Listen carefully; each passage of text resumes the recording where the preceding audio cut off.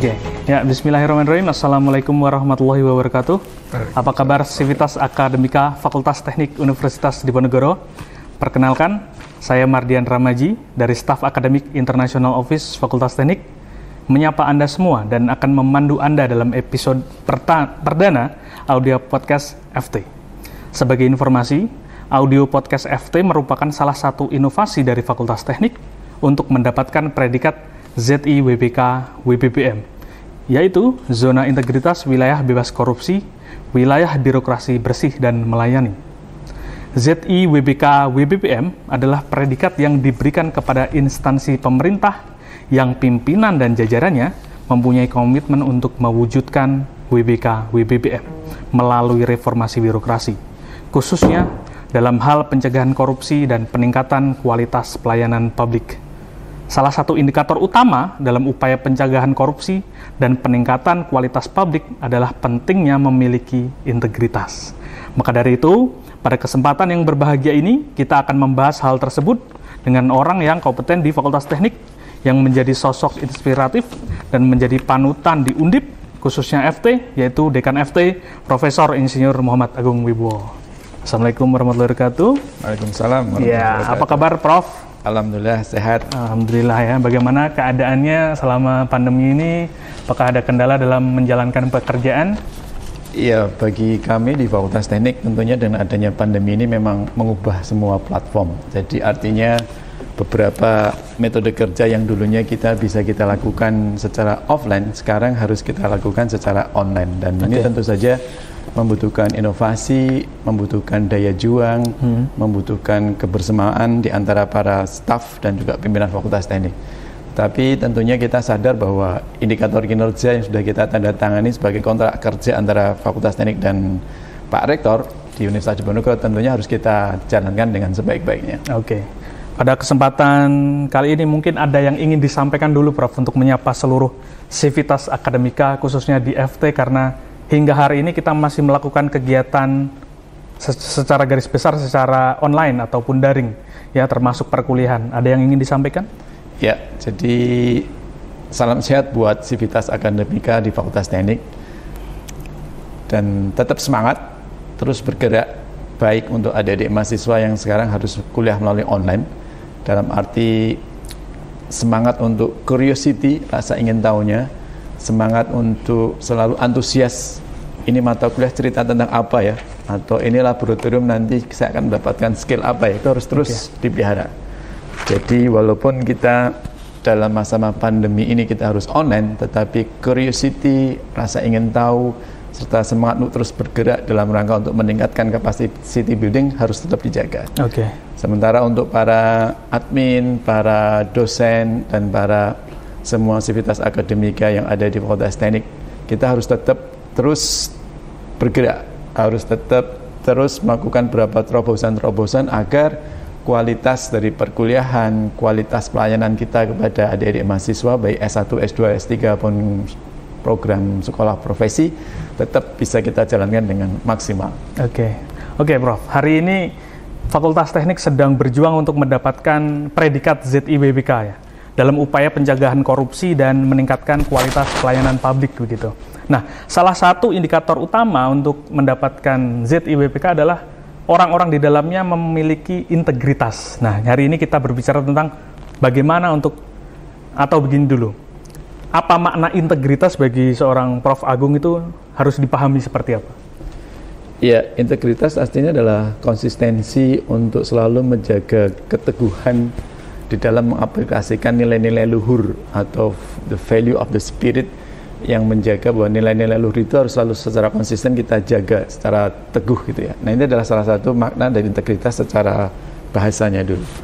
Bagi kami dengan ditunjuknya Fakultas Teknik untuk mewakili Undip dalam ZIWBK, dalam beberapa pertemuan, dalam beberapa diskusi, dalam beberapa kali kita melakukan beberapa bentuk tukar pendapat ataupun baik informal ataupun formal, kita selalu menekankan bahwa ZIWBK ini seharusnya menjadi seharusnya menjadi budaya, menjadi sikap, menjadi attitude.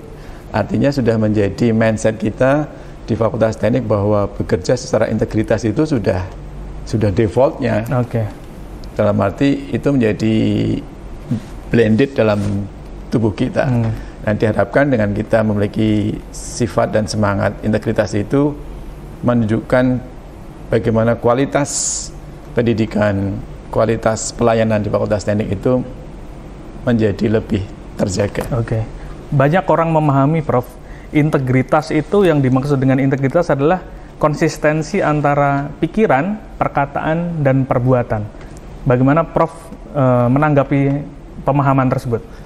Iya, jadi betul sekali antara hati, antara pikiran, perkataan, dan perbuatan memang harus selaras. Nah, pada saat kita bicara integritas, jadi antara hati, pikiran, perkataan, dan perbuatan itu harus selaras dalam rangka untuk menjunjung nilai-nilai luhur tadi, seperti kejujuran, terus transparansi, menjalankan tupoksi dengan benar. Itu adalah salah satu jiwa-jiwa integritas. Dan kebetulan juga hal ini sudah terinspirasi dengan adanya Universitas Diponegoro memakai pahlawan Pangeran Diponegoro sebagai salah satu ikoniknya. Icon, ya. Jadi di situ kan berani, jujur, terus peduli, itu adalah salah satu beberapa keyword dan tagline-tagline yang dibawa oleh sifat-sifat kepahlawanan dari Pangeran Diponegoro. Dalam lingkungan kerja sendiri, Prof, bagaimana cara menjaga integritas di lingkungan pekerjaan itu supaya tidak terjadi korupsi atau penyalahgunaan kekuasaan? Ya, tentunya memang default pertama ada di masing-masing individu. Itu diharapkan mereka sudah punya jiwa dan semangat untuk tadi integritas. Terus kedua, memang di sini ada beberapa hal yang harus kita bangun, dalam arti capacity building yang bersangkutan. Artinya juga pengetahuan yang bersangkutan terhadap hal-hal pengetahuan yang baru atau pengetahuan tentang hal-hal yang nanti menjadi satu ilmu yang harus dijalankan pada saat menjalankan tugas. Serta juga kondisi environment atau lingkungan. Dan artinya pergaulan antar sesama teman, pergaulan antar sesama meja dengan mereka juga harusnya lebih terjaga. Apalagi sekarang dengan adanya sistem IT, hal ini tentunya menjadi lebih membantu untuk tercapainya integritas yang lebih solid gitu ya. Karena dengan kita memakai sistem IT, kita akan bisa kita lacak betul siapa itu, siapa ID-nya, dan apa yang dia perbuat sudah bisa kita lakukan. Di dalam perjalanannya sebuah institusi pasti menghadapi tantangan, Prof, untuk menjaga integritas ini. Banyak godaan-godaan, banyak tantangan. Nah, apa sebenarnya tantangan yang dihadapi itu seperti apa dan bagaimana cara menanggulanginya begitu? Iya, tantangan sekarang memang menjadi sangat besar ya, karena sekarang kita lihat arus informasi sudah semakin meluber, artinya hampir semua informasi digeber dan kita pun juga bisa mendapatkan informasi itu. Nah, bagaimana cara kita menghadapi tantangan ini? Memang tadi kita harus ada capacity building, satu pertama itu. Terus kedua, kita harus melakukan plan, do, check, act. Jadi artinya di dalam sistem manajemen itu harus melakukan planning, harus kita laksanakan di lapangan. Satu, harus kita cek, artinya kita evaluasi, kita monitor. Kami di Fakultas Teknik kita juga melakukan hal tersebut. Jadi artinya kita punya standar penjaminan mutu, kita punya standar tata kelola. Dari standar penjaminan itu dan standar tata kelola itu menjadi sistem yang ada di Fakultas Teknik. Nah, tata kelola tadi, alhamdulillah kita berbagai standar kita pakai, baik yang bersifat nasional ataupun yang internasional. Karena untuk yang nasional kita punya sistem penjaminan mutu dari kementerian, untuk yang nasional kita punya sistem akreditasi dari BAN, sementara yang internasional kita punya akreditasi internasional, IAB, ataupun beberapa tata kelola terkait dengan ISO. Nah, itu adalah beberapa hal untuk kita jadikan sebagai pedoman. Tetapi balik lagi bahwa sebagai pelaksananya adalah manusia-manusia kita. Jadi artinya the doer itu harus kita engage. Engage artinya ya harus kita seperti Ki Hajar Dewantara, Tutwuri Handayani, Madyo Mangunkarso, Engarso Sung Tulodo. Artinya di depan kita memberikan contoh, di tengah kita memberikan suatu bentuk pergerakan supaya mereka tetap bergerak dengan baik, di belakang kita mendorong mereka. Jadi itu adalah salah satu contoh yang baik bagaimana sifat-sifat kepahlawanan dari Ki Hajar itu bisa kita pakai di dalam rangka untuk di plan, do, check, act. Dan kita pun juga melakukan beberapa kegiatannya bersifat audit internal. Jadi kami ngikut di sistem universitas di mana tiap triwulan ada audit internal masalah keuangan. Kalau di tahap Fakultas Teknik kita kembangkan lagi ada audit internal masalah K3 yang baru saja tadi pagi kita laksanakan. Ada audit internal masalah bagaimana pencapaian IKU, indikator kinerja utama. Ada juga audit internal yang terkait dengan masalah proses belajar mengajar. Kebetulan kami juga sekarang lagi menggodok bagaimana kita melakukan capacity building untuk proses belajar mengajar. Jadi terkait dengan menjaga integritas ini di Fakultas Teknik selalu ada audit, selalu ada evaluasi yang dilakukan secara berkala ya Prof ya? Iya. Baik itu berskala nasional ataupun internasional. Serta capacity building untuk masing-masing para pelaku, para sivitas. Bagaimana dengan reward dan punishment sendiri Prof? Apakah pernah ada contoh di Fakultas Teknik bagaimana reward ada dan tentu punishment juga harus ada gitu?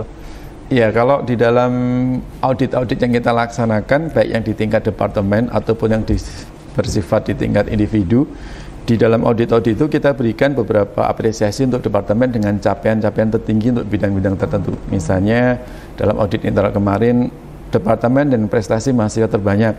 Itu siapa? Ya, departemen dengan posisi-posisi prestasi dalam arti publikasi terbanyak.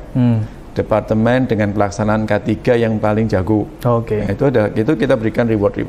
Sementara untuk punishment-nya kami lebih bersifat teguran ataupun bersifat pembinaan. Karena kemarin juga ada beberapa dari staf admin karena suatu hal akhirnya harus kita berikan surat peringatan pertama, surat peringatan kedua, dan akhirnya kita lakukan pembinaan.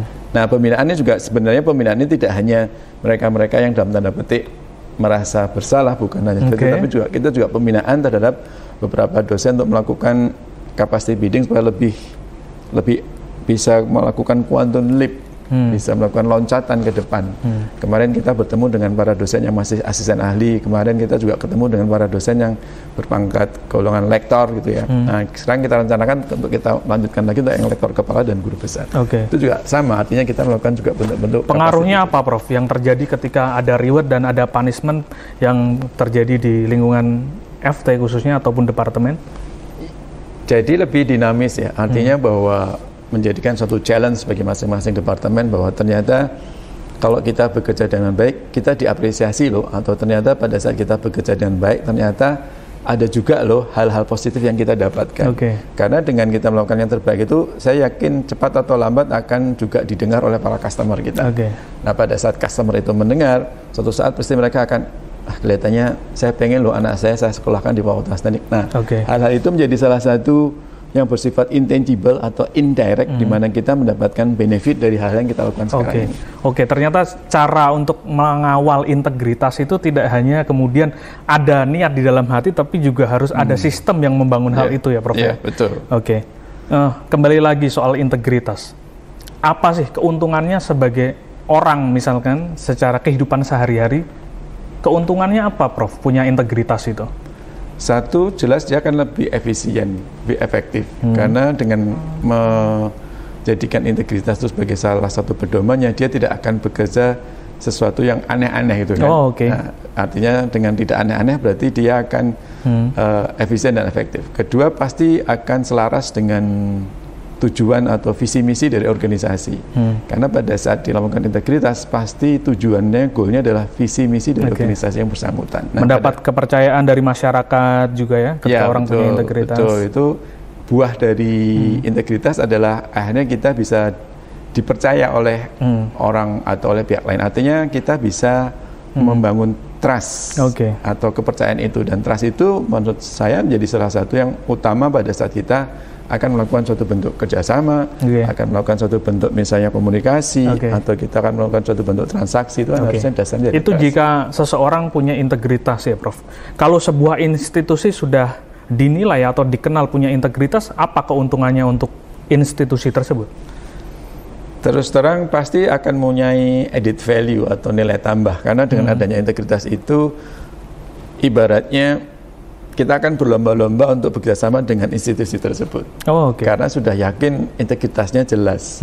Ya sebagai contoh lah, kita punya lab bahan dan konstruksi yang memang ternyata integritasnya dipandang bagus, sehingga kita oleh customer pun juga banyak customer yang mempercayai lab bahan dan konstruksi itu untuk melakukan suatu bentuk uji coba terhadap beberapa material. Karena trust dan kepercayaan itu sangat sulit ya, Prof. Betul. Atau sama juga pada kita bisa membangun integritas di Fakultas Teknik dan trust itu terbangun di masyarakat. Artinya banyak orang tua yang ingin menyekolahkan anaknya, saudaranya ke Fakultas Teknik. Pastinya. Nah, tetapi begitu juga kita tetap harus menjaga integritas itu. Jangan sampai kita juga PHP gitu ya. Artinya nanti pada saat, ternyata kok begini ya. Sudah dipercaya, kemudian belinjani janji gitu ya. Iya, betul. Lebih luas lagi, Prof. Kalau kita tadi bicara tentang seseorang yang punya integritas, institusi yang punya integritas, bagaimana kalau negara itu, pemerintah dan rakyatnya punya integritas? Apa keuntungan yang diperoleh oleh negara tersebut? Wah, sangat banyak ya. Artinya kita bisa pada saat kita trust terjaga dan integritas terjaga itu, saya ini sebagai contoh, saya bidang teknik sipil. Saya bidangnya di manajemen konstruksi. Bagi kita, dokumen kontrak itu sesuatu yang sangat utama pada saat kita melakukan suatu pekerjaan. Ada beberapa teori yang mengatakan bahwa sebaiknya suatu saat hubungan kerja itu menjadi partnering. Partnering artinya kita tidak usah terlalu banyak memikirkan bagaimana klausel di dokumen kontrak, tapi kita udah tahu sama tahu. Artinya kita sudah kadang-kadang pada tingkat level yang sangat tinggi trust itu sudah tidak lagi pakai dokumen kontrak, karena memang kita sudah paham nih. Samalah pada saat Ahsan Hendra bermain double ganda putra bulu tangkis, dia kan sudah paham pada saat saya lari ke ujung kanan pasti partner saya akan ada di titik yang sini, dan itu mereka secara insting sudah terbentuk. Secara insting. Nah, pada saat negara ini bisa melakukan integritas antara pemerintah dan rakyatnya, berarti hal tersebut akan terjadi dengan baik. Nah, itu berarti kan jadi lebih efisien, jadi lebih produktif, jadi lebih harmoni gitu. Dan pastinya punya kehidupan yang lebih baik di masa yang akan datang. Amin. Ya. Mungkin ini akan menjadi pertanyaan pamungkas saya, Prof, untuk audio podcast pada kesempatan kali ini. Sekaligus ya, itu tadi. Kira-kira untuk terus menumbuhkan integritas, Prof, untuk diri kita secara pribadi di dalam kehidupan sehari-hari, apa yang kita bisa lakukan, Prof?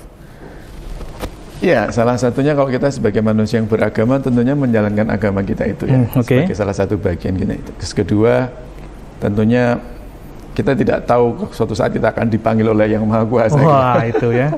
Jadi betul. Artinya bahwa integritas itu harus selalu kita jaga, karena kita harus betul-betul sadar bahwa kita ini hanya sementara, seperti itu. Jadi ya kita harus paham lah, karena sementara itu berarti kita harus selalu waspada dan selalu membekali diri dengan hal-hal yang baik, seperti itu. Terus kedua juga, ya memang pada titik tertentu memang ada hal di mana kita harus paham bahwa ya makan tuh cukup seporsi piring aja gitu. Ya, jadi kita tidak usah terlalu greedy gitu ya. Itu yang menjadi kata kunci hari ini ya, Pak. Untuk menjaga, salah satunya integritas itu berarti sangat relevan dengan keimanan. Iya, betul. Dan kemudian bagaimana cara kita untuk menjaga akhlakul karam itu ya, Prof. Oke, mungkin itu saja yang bisa kita komunikasikan dan kita informasikan di audio podcast FT yang perdana ini ya. Terima kasih juga kepada seluruh sivitas akademika Fakultas Teknik yang telah menyimak pembahasan kita dengan seksama. Ini adalah akhir dari perjumpaan kita. Topik-topik menarik lainnya seputar dunia akademik dan program inovasi di Fakultas Teknik akan terus kami tampilkan pada episode-episode berikutnya. Podcast ini akan saya tutup dengan sebuah kutipan dari Dr. Kenneth Boa, Presiden Reflection Ministry, sebuah organisasi non-profit yang fokus pada advokasi korban perdagangan manusia di Amerika, yang mengatakan bahwa jika Anda kesulitan untuk memahami arti integritas, pahami saja bahwa lawan kata dari integritas adalah kemunafikan. Terakhir, terima kasih. Saya Mardian Ramaji. Wabillahi taufiq wal hidayah. Wassalamualaikum warahmatullahi wabarakatuh. Waalaikumsalam warahmatullahi wabarakatuh. Selamat untuk Fakultas Teknik atas ide dan inisiasinya untuk melakukan podcast yang pertama ini. Terima kasih. Teknik Jaya.